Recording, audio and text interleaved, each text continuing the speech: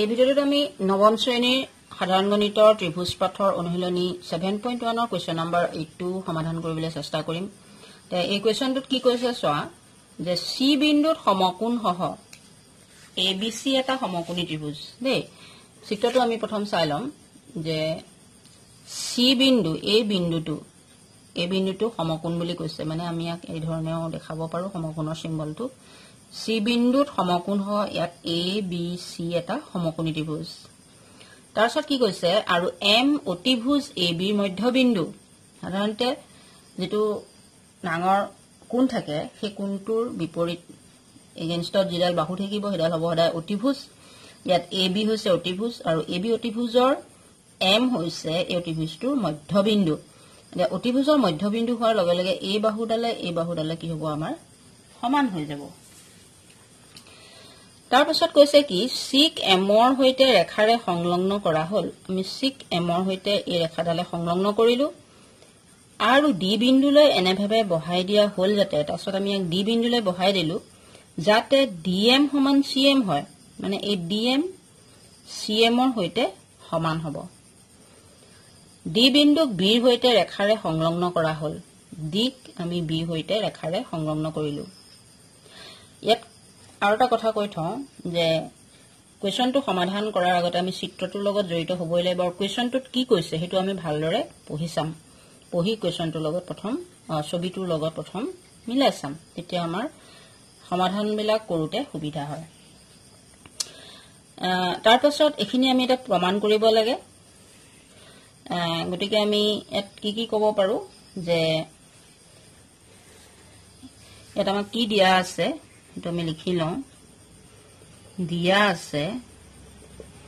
ইয়াত আমাক এংগুল সিটো দিয়া আছে। এংগুল সি হৈছে 90 ডিগ্ৰী। এংগুল সিটো 90 ডিগ্ৰী দিয়া আছে। ঠিক তেনেদৰে সিএম সমান ডিএম আমাক দিয়া আছে বা ডিএম সমান সিএম আমাক দিয়া আছে। আৰু এটা হৈ গ'ল কি এম যিহেতু এবি অতিভুজৰ মধ্যবিন্দু, গতিকে কি হ'ব AM ইকুৱেল টু BM হ'ব। যেটা আমি লিখিব পাৰো যেহেতু M AB মধ্যবিন্দু হোৱাৰ কাৰণে কি হ'ব আমাৰ AM আৰু BM সমান হ'ব। এইটা বস্তু আমাক দিয়া আছে বুলি আমি ধৰি ললো। এটা এক নম্বৰত আমাক কি কৈছে triangle AMC congruent to triangle BMD। যে AMC এই ত্ৰিভুজটো BMD এই ত্ৰিভুজটোৰ হৈতে সৰ্বাংগসম বুলি আমি প্ৰমাণ কৰিব লাগে। এতিয়া সৰ্বাংগসম প্ৰমাণ কৰিবলৈ যাওঁতে আমি চাওঁ কি কোনটো শৰ্তত সৰ্বাংগসম হ'ব। ইয়াত যেটো এডাল সাইড এৰো সাইড আৰু এডাল যদি আমি চাওঁ AB আৰু CD দুডাল ৰেখা হয় আৰু ৰেখা দুডালে এই বিন্দুটোত M বিন্দুত কটাকটি কৰিছে। গতিকে কি হৈছে এই কোণটো কি হৈছে বিপৰীত কোণ হৈছে, হয় না? এইটো আৰু এইটো বিপৰীত কোণ হ'ব। গতিকে এইটো সাইড এংগুল সাইড প্ৰপাৰ্টি যোগেদি এই দুটা ত্ৰিভুজ এটো সাইড এংগুল সাইড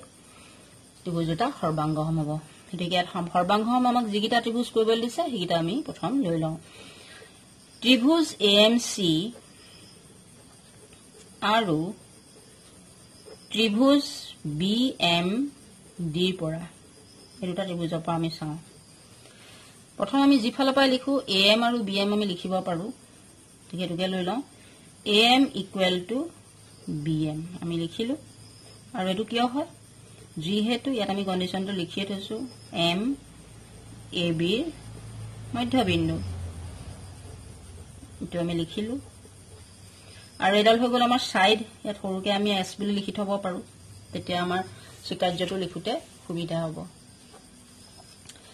নেক্সট আহিলে আমাৰ এংগুলটো আহিব, মাজৰ এংগুলটো যেটো সাইড এংগুল সাইড এংগুলটো আহিলে আমি লিখিব পাৰো এংগুল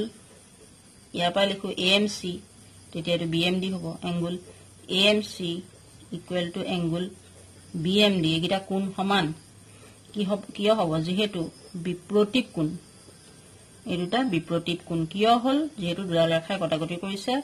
বিপৰীত কোণৰ সৃষ্টি হৈছে, এটো আমি A বুলি লিখি থলো। এটো এংগুল হয়।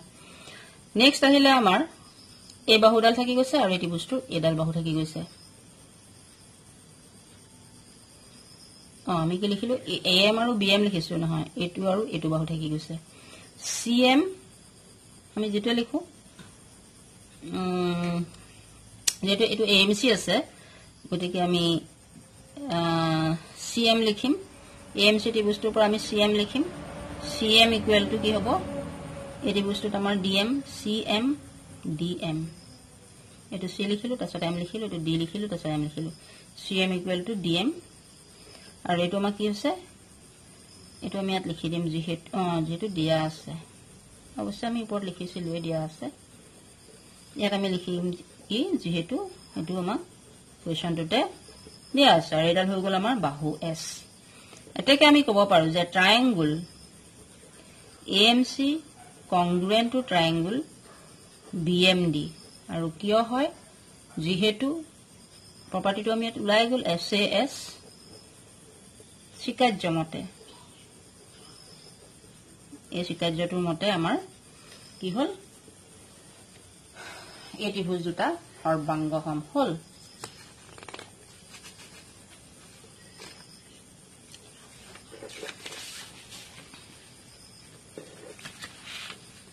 দুই নম্বৰত আমাক কৈছে এংগুল ডিবিসি এটা সমকোণ ডিবিসি এটা সমকোণ বুলি আমি প্ৰমাণ কৰিব লাগে দুই নম্বৰটোত এতিয়া ইয়াত আমি চাও এটা কথা চাই লওঁ যে মই এটা টুকুৰা কৰি থৈছো আমাৰ ত্ৰিভুজটো এই ধৰণে আছে এএমসি আৰু বিএমডি এই দুটা ত্ৰিভুজ আমাৰ এই ধৰণে নাই জানো এটা এনেকে আছে এটা এনেকে আছে এই দুটা ত্ৰিভুজ লগ লগালে আমাৰ একে ধৰণে হ'ব এই ত্ৰিভুজ দুটা আহিব গতিকে ইয়াত যদি মই লিখো এ এম আৰু সি ইয়াত মই সিঙ্গল মাৰ্ক দিছিলো ইয়াত ডাবল হৈ গ'ল এটো আমাৰ এংগুল আহিছিলে গতিকে এটো এএমসি ত্ৰিভুজ হ'ল এটোত আমি এম বুলি লিখিলো এটো আমাৰ এংগুল আছিলে ইয়াত ডাবল মাৰ্ক আছে এটো ডি আছে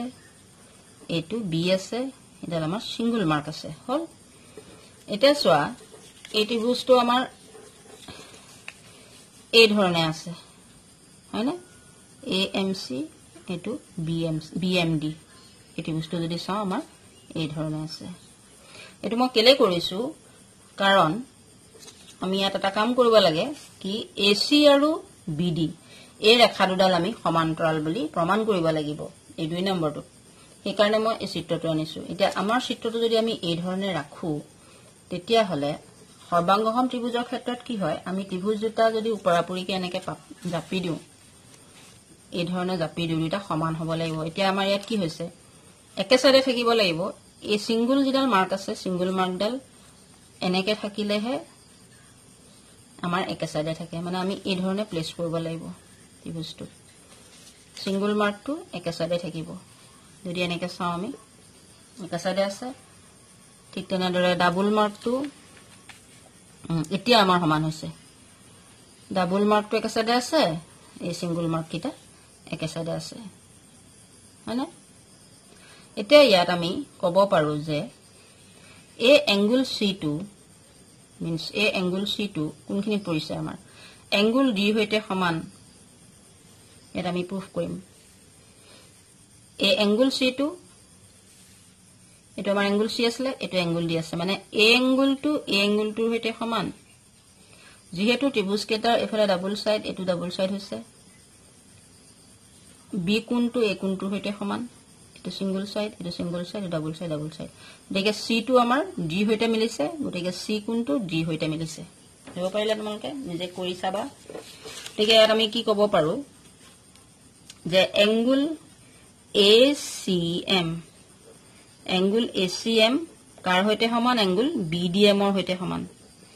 এংগুল BDM ৰ হৈতে সমান কিয় হয় CPCT যোগেদি হয় যে ত্ৰিভুজ দুটা যেতিয়া ইটোৰ ওপৰত ইটো আমি পাতি দিম এই একে সাইডটো একে সাইডে দিম আমি সিঙ্গল কে দিছিলো এটো একে সাইডে এটো সিঙ্গল আছে এটো একে সাইডে ডাবল টু ডাবল সাইডে একে পৰিব লাগিব গতিকে ইয়াত কি হৈছে ডাবল টু ডাবল সাইডে একে পৰিছে এই ক্ষেত্ৰত C2 আৰু D2 কোন কেটা একে সাইডে হৈছে সেই কাৰণে আমাৰ C এটো মাজৰটো C ধৰিছো আমি আৰু এই D এই কোন দুটা আমাৰ সমান হৈছে বা ই আৰু একেলগে কি হয় এটা আমি কি ক'ব পাৰো যে বা angle ACM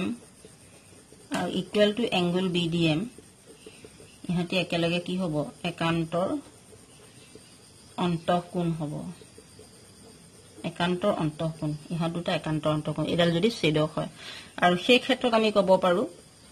আমাৰ এটো নিদিলেও হ'ব কিন্তু দি দিছো সিপিসিটিৰ যোগেদি আমাৰ এংগল কেটা সমান হৈছে এটো সি টু ডি হৈতে মিলিছে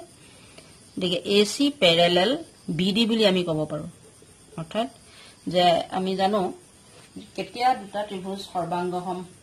সমান্তৰাল দুডাল সমান ৰেখা কেতিয়া আমি সমান্তৰাল ৰেখা বুলি ক'ব পাৰিম যেতিয়া তাৰ এজোৰ একান্তৰ অন্তঃকোণ সমান হয় এতিয়া এটো একান্তৰ অন্তঃকোণ মানে ইয়াৰ সমান হৈছে এডাল যদি ছেদক বুলি ধৰা হয় তেতিয়া সেই ক্ষেত্ৰত কি হ'ব এসি প্যাৰালেল বিডি হ'ব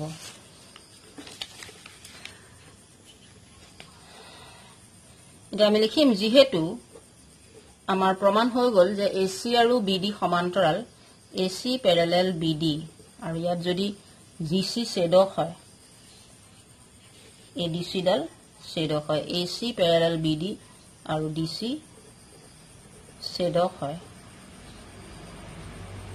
নো ডিসি নহয় ইয়াত বিসি হে ছেদক হ'ব এটো বিসি হ'ব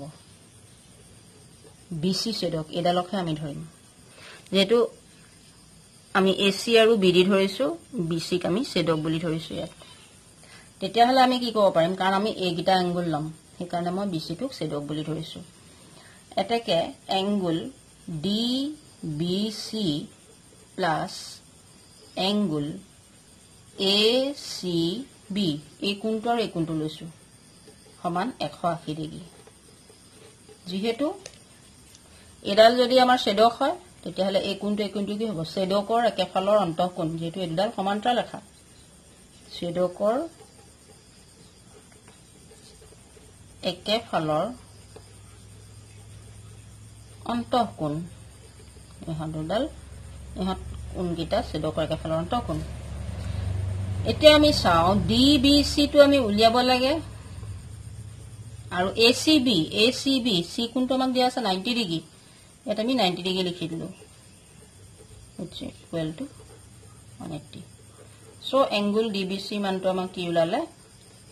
180 ডিগ্ৰী পৰা আমি 90 টো মাইনাস কৰিলে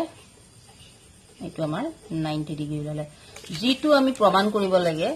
যে আমাক ইয়াত কি কৈছে angle dbc এটা সমকোণ বুলি আমি প্ৰমাণ কৰিব লাগে দেখে ইয়াত আমি কৰিলো যে angle dbc আমাৰ 90 ডিগ্ৰী উলালে এটাকে আমি লিখিব পাৰো angle dbc এটা সমকোণ এটা আমি লিখিব পাৰো ইয়াৰ পিছত আমি 3 নম্বৰটো প্ৰুফ কৰিব লাগে 3 নম্বৰটো আমাক কি কৈছে মই চিত্ৰটো এটা লৈ লৈছো dbc আৰু acb এই দুটা ত্ৰিভুজ dbc মানে adbc এই দুটা ত্ৰিভুজ আৰু acb এই দুটা ত্ৰিভুজ এই ত্ৰিভুজ দুটা সৰ্বাংগসম বুলি আমি প্ৰমাণ কৰিব লাগে দেখে তাৰ কাৰণে প্ৰথমতে আমি কি কৰিলো 3 নম্বৰটো লৈ লওঁ ত্ৰিভুজ dbc আমি সৰ্বাংগসম প্ৰুফ কৰিবলৈ লোৱা ত্ৰিভুজ কিটা প্ৰথমলৈ লৈ লম ত্ৰিভুজ acb পৰা ইয়াৰ পৰা আমি কি পাম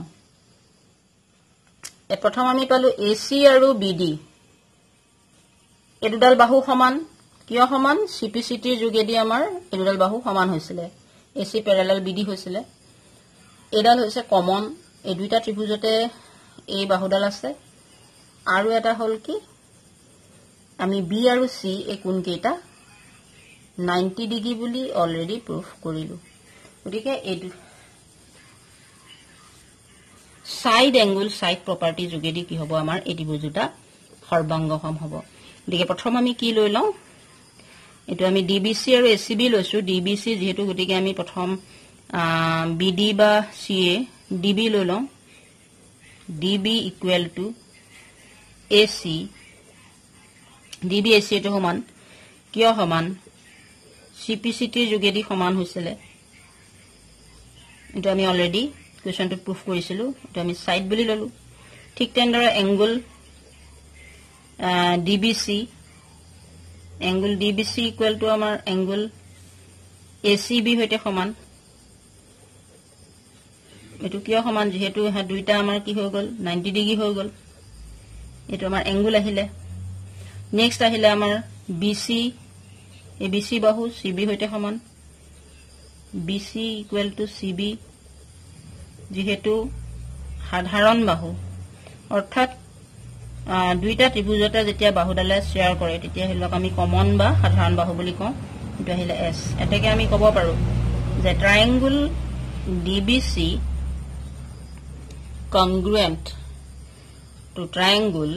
বা সমান সৰ্বাংগসম বুলি ক'ব পাৰো ACB কিয় হয় যেহেতু SAS স্বীকাৰ্যমতে এই স্বীকাৰ্যটোৰ মতে আমাৰ এই ত্ৰিভুজটা সৰ্বাংগসম হ'ব